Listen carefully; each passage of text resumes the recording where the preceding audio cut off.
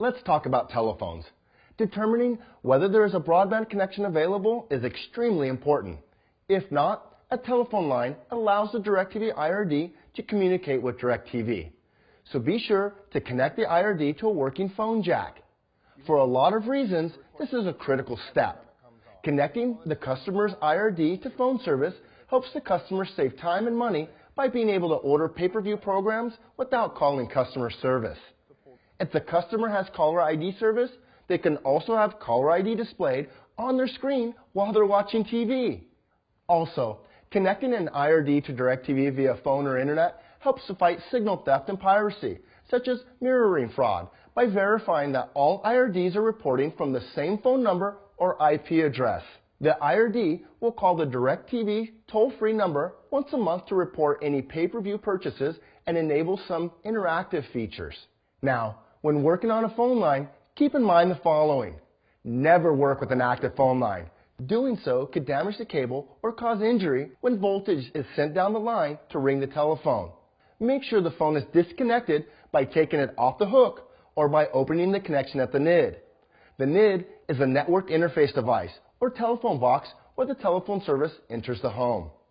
Before you disconnect the phone, however, be sure to communicate with the customer to let them know the phone will be disconnected and unusable while you're working.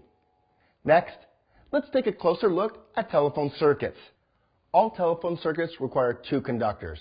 One, the ring wire, to carry voltage that rings the phone, and the other, the tip wire, to allow sound to be conducted. There are several types of phone wire, also known as station wire, but let's review three that are most common.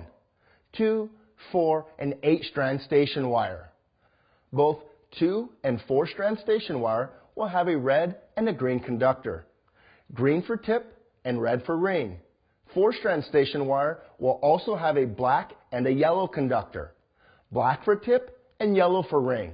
You can easily remember which conductors go together for telephone line by thinking of Christmas trees and bumblebees. An 8-strand wiring circuit has the following sets of wires, with each color combination designed to provide an independent circuit or up to 4 telephone lines.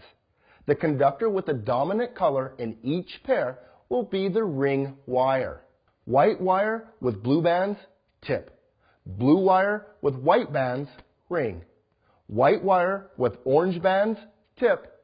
Orange wire with white bands, ring. And so on and so forth. Now, to make the connection, there are 3 different ways you will typically connect an IRD to a customer's phone line.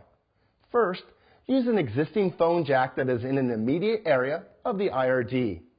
Next, you could install a new phone jack that is connected with the station wire behind an existing phone jack somewhere else in the home. Or you could home run a new phone jack from the NID. There will be a customer side and a provider side at the NID.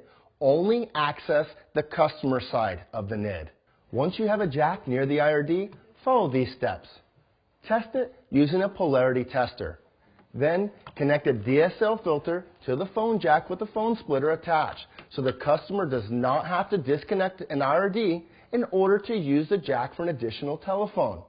Finally, connect your phone jumper from the splitter to the IRD. Remember, giving IRDs a way to communicate back to DirecTV, whether via broadband or telephone, is a critical responsibility you have as an installer. Take the time to make that connection. You don't want to leave your customer without any features they may be expecting.